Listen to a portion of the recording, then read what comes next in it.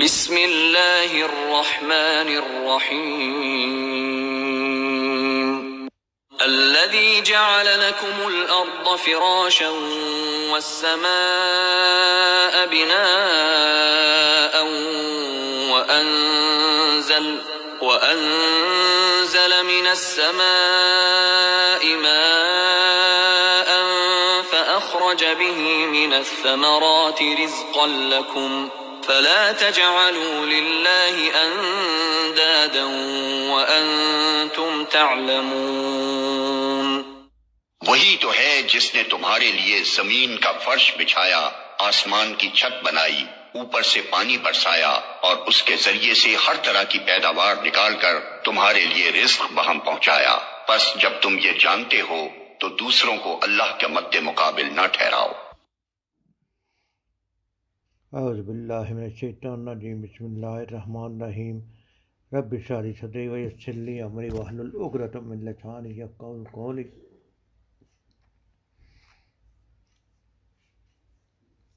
آیت نمبر 22 سورۃ البقرہ کی تلاوت کی گئی ہے۔ اس کا ترجمہ اور تلاوت آپ نے سنی۔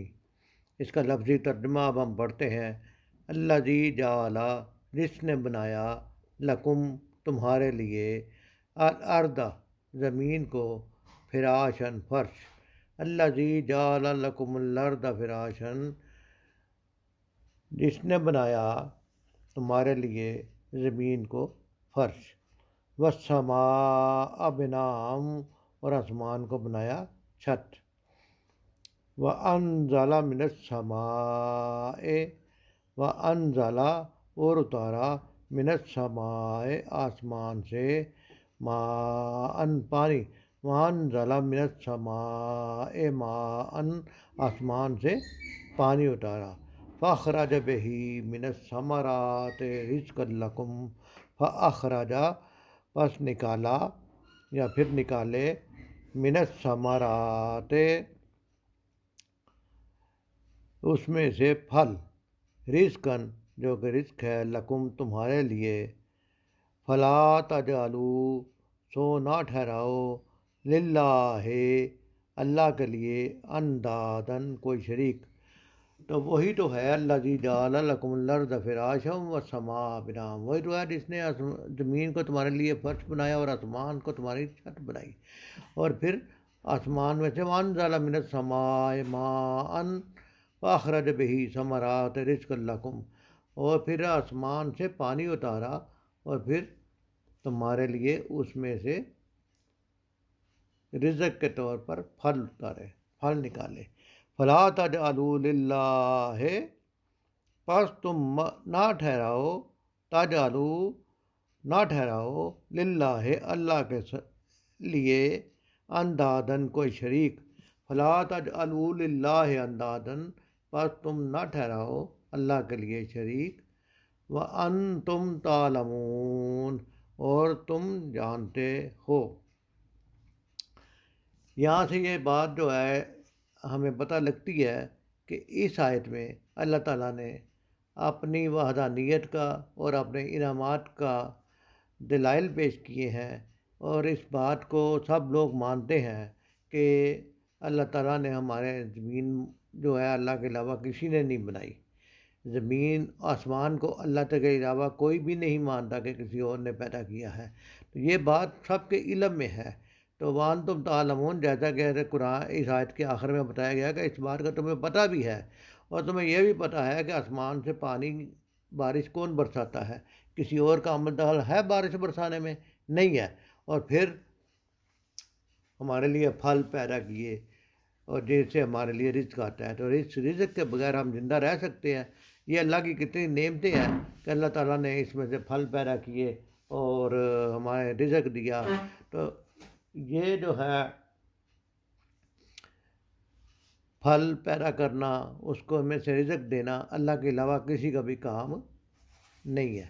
تو اس ساری بات کا دلیل پیش کرنے کے بعد اللہ تعالیٰ ایک حکم نامہ جاری کرتا ہے کہ جب سب کچھ اللہ ہی نے کیا ہے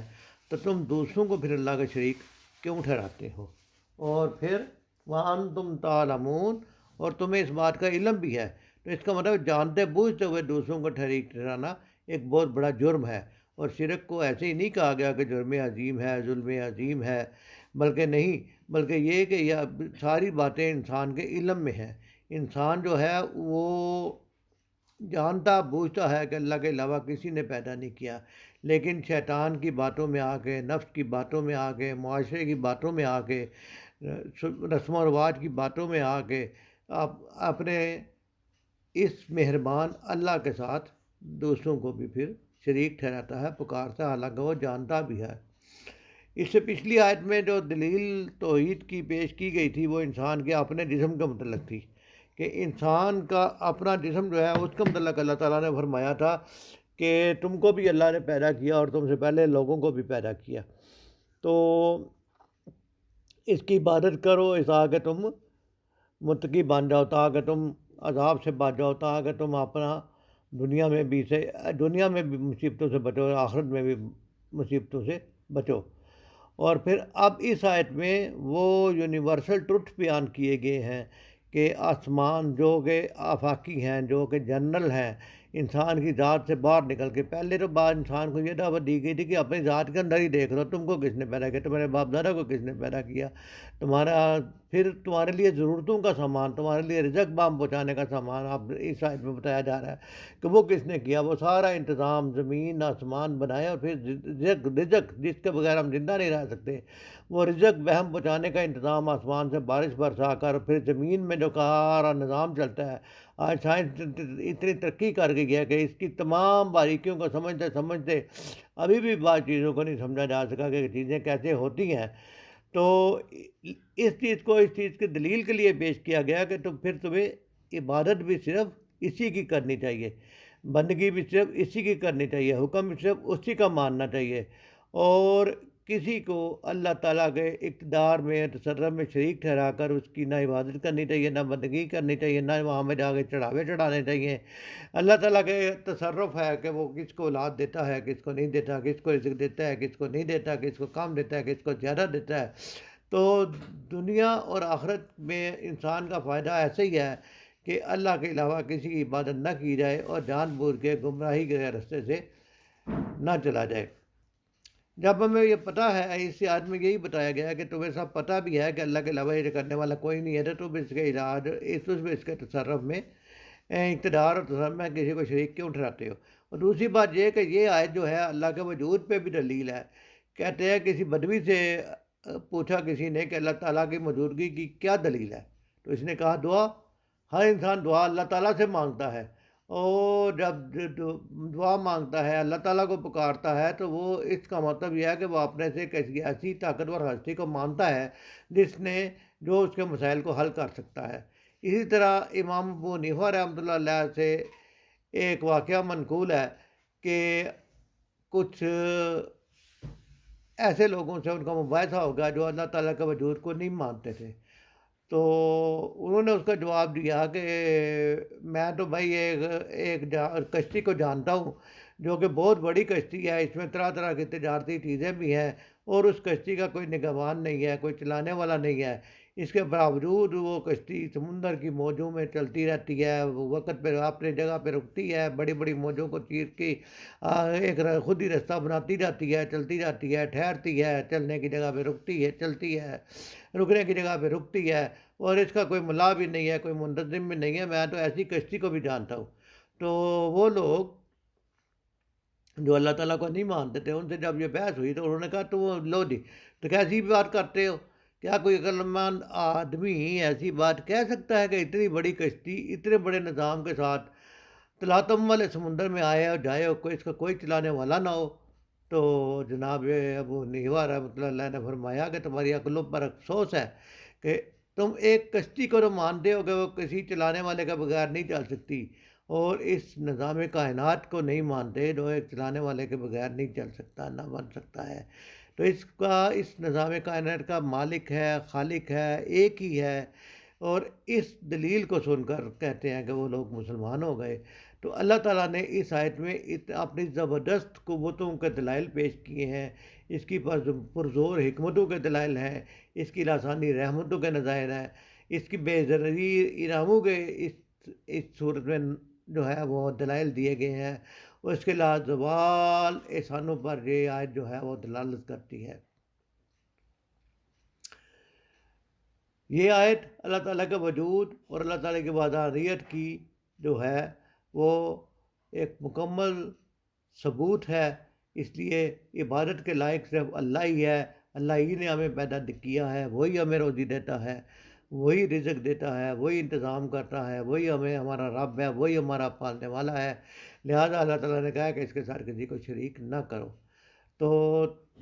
اس آیت سے یہ ثابت ہوتا ہے کہ توحید باری تعالیٰ کا عبادت میں پورے کا پورا خیال رکھنا چاہیے، اور کسی عبادت میں کسی انسان کو چاہیے کہ کسی اور کو شریک نہ ٹھہرائے،